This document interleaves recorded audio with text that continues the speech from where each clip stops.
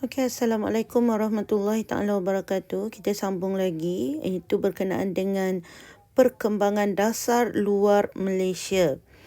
Okey, berkenaan dengan perkembangan dasar luar Malaysia ini ada 3 tahap. Kita tengok tahap yang pertama semasa pemerintahan Tengku Abdul Rahman, iaitu pada tahun 1957 sehinggalah 1970. Okey, pada tahap pertama ini beberapa perkara yang awak harus ingat ialah berkenaan dengan dasar luar kita pada masa itu ialah pro-barat yang anti-komunis, serta dasar berbaik-baik dengan negara jiran dan juga negara Commonwealth. Okey, kenapa dasar kita sebegini rupa, pro-barat, anti-komunis, berbaik-baik dengan negara Commonwealth ini? Ia disebabkan oleh 3 faktor, iaitu faktor politik, ekonomi dan juga sosial. Okey, kita tengok satu persatu. Okey, kita tengok dasar luar tahap pertama ini. Dari segi politik, okey, bila kita cerita dari segi politik ni, perkataan yang awak kena ingat ialah komunis. Okey, yang mana negara kita pada masa itu diancam oleh komunis, iaitu Parti Komunis Melaya. Dan kita tahu negara kita pada masa itu baru lepas merdeka, dan keadaan pertahanan negara kita masih lagi lemah. Jadi disebabkan keadaan pertahanan negara kita yang sangat kurang itu menyebabkan kita sangat mengharapkan bantuan daripada negara Britain dan juga negara-negara Commonwealth yang lain, iaitu Australia dan juga New Zealand. Disebabkan inilah kerajaan negara kita, Tunku Abdul Rahman, telah mengadakan memeterai satu perjanjian, iaitu Perjanjian Pertahanan Inggeris Tanah Melayu, ataupun nama ringkasnya ialah AMDA. Jadi bila jumpa perkataan AMDA ini, terus ingat kepada Perjanjian Pertahanan antara negara kita dengan negara Inggeris dengan negara Britain lah. Okey, yang mana dalam perjanjian ini British berjanji sekiranya negara kita diserang oleh negara-negara luar, maka mereka akan memberikan bantuan kepada negara kita.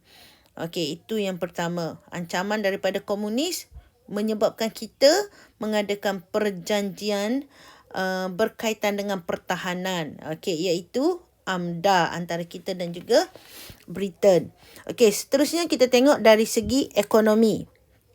Okey, dari segi ekonomi ni kalau kita nak ingat, kita kena ingat kenapa kita pro-barat. Okey, sebab yang pertamanya ialah kita masih lagi bergantung kepada Britain. Kita bergantung dengan Britain. Okey, kenapa kita bergantung? Sebab negara kita ni adalah negara yang merupakan anggota Blok Sterling. Okey, kenapa Blok Sterling? Sebab kita menggunakan nilai mata wang pound sterling dalam urusan perdagangan negara kita.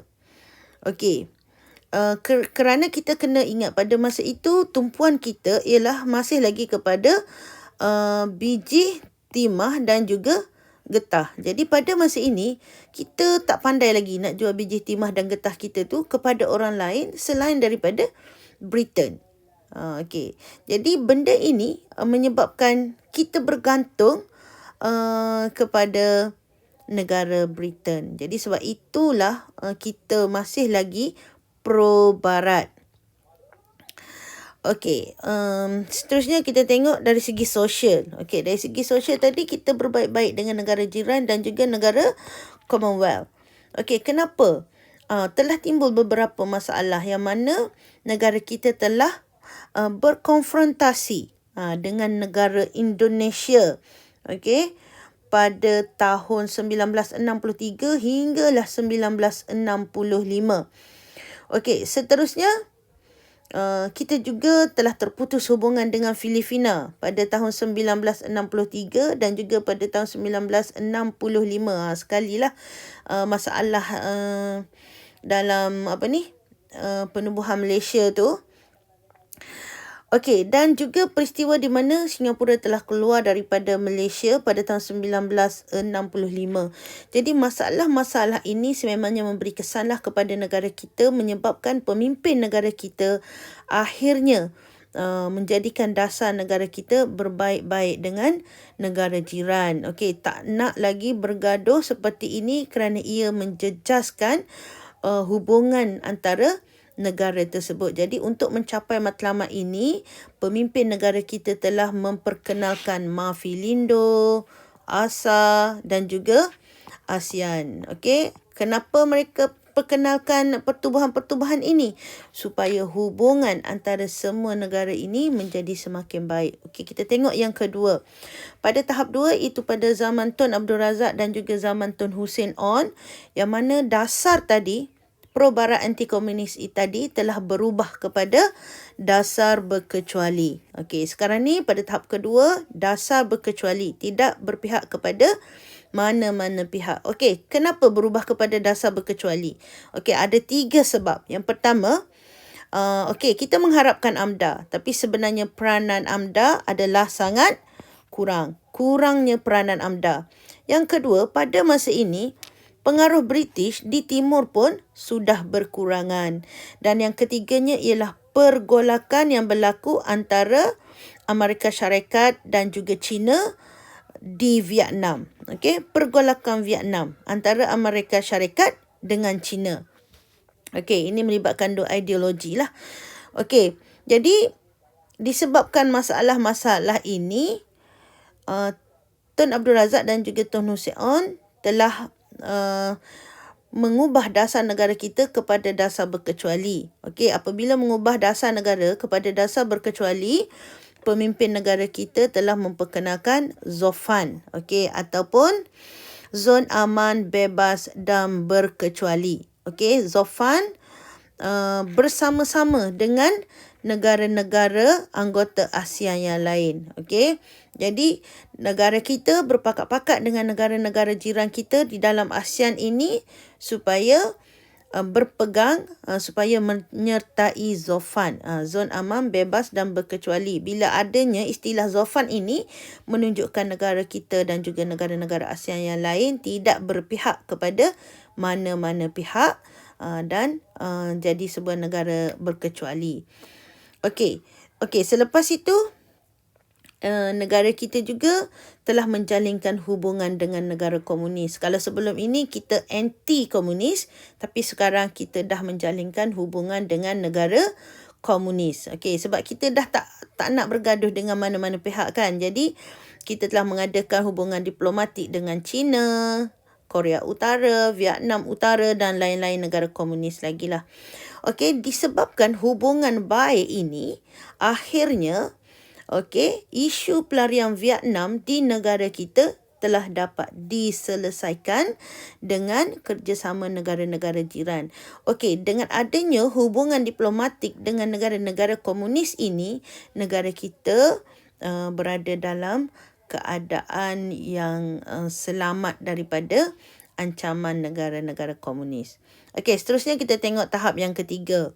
Okey, tahap yang ketiga pada zaman Tun Dr. Muhammad masih lagi dasar berkecuali, tetapi Tun Dr. Mahathir telah mengukuhkan ataupun memberi perhatian kepada aspek ekonomi. Dasar berkecuali tapi fokus adalah lebih kepada ekonomi. Jadi untuk mencapai matlamat ini, Tun Dr. Mahathir telah mengadakan hubungan yang erat dengan negara ASEAN. Hubungan kita dengan jiran-jiran kita dalam ASEAN telah dipereratkan. Yang kedua, Tun Dr. Mahathir juga telah memperkenalkan dasar pandang ke timur yang mana beliau telah menggunakan model negara Jepun dan juga Korea Selatan. Sebab apa? Kita tahu negara Jepun dan Korea Selatan ini adalah sebuah negara yang boleh dijadikan contoh kerana banyak nilai-nilai baik yang mereka tunjukkan. Contohnya rajin bekerja, disiplin dan sebagainya. Okey, seterusnya kita tengok pada zaman ini juga Tun Dr. Mahathir telah mengadakan hubungan dua hala dengan negara-negara maju, dengan negara-negara membangun dan sebagainya. Okey, bagaimana caranya? Okey, Tun Dr. Mahathir telah mengadakan lawatan, contohnya ke Afrika, ke Amerika Selatan, dan juga beberapa buah negara yang lain lah seperti Caribbean dan sebagainya. Okey, beliau mengadakan lawatan ini bukan lawatan kosong, tetapi lawatan ini adalah melibatkan tanda tangani perjanjian perdagangan. Okey, kenapa beliau mengadakan lawatan ke negara-negara tersebut? Untuk mengadakan perjanjian yang berkaitan dengan perdagangan supaya kedua-dua negara ini mendapat manfaat dari segi keuntungan. Okey, bukan sahaja hubungan dua hala dengan negara maju, negara kita juga mengadakan hubungan dengan negara-negara dunia ketiga. Okey, supaya kedua-dua buah negara itu mendapat manfaat terutamanya dari segi ekonomi. Okey, jadi kenapa pemimpin negara kita, Tun Dr. Mahathir pada masa ini mengadakan semua perkara ini, memperkenalkan semua ini. Okey, matlamatnya ialah satu, iaitu adalah untuk memantapkan ekonomi negara. Kenapa hubungan erat dengan ASEAN? Kenapa dasar pandang ke timur? Kenapa hubungan dua hala diperkukuhkan sama ada dengan negara maju dan juga negara dunia ketiga? Tujuannya adalah satu, untuk memantapkan ekonomi negara. Okey, dalam tahap ketiga, dasar berkecuali dikaitkan dengan kepentingan ekonomi. Okey, seterusnya kita tengok soalan. Malaysia mengalami pelbagai cabaran dalam mengamalkan sikap berbaik-baik dengan semua negara. Apakah cabaran tersebut? Okey, dekat sini cabaran dan bagaimanakah cara mengatasinya. Okey, dua perkara awak kena bagi fokus, satu cabaran, satu cara mengatasinya. Jadi untuk menjawab soalan ini, cikgu nak awak listkan dulu 4 cabaran dan juga 4 cara mengatasi. Okey, daripada 4 ini, daripada 4 kata kunci ini, jadi cikgu nak awak buat ayat lengkap. Ikut teknik menjawab soalan esei. Jadi soalan ini bernilai 8 markah. Jadi cikgu nak awak jawab soalan ini.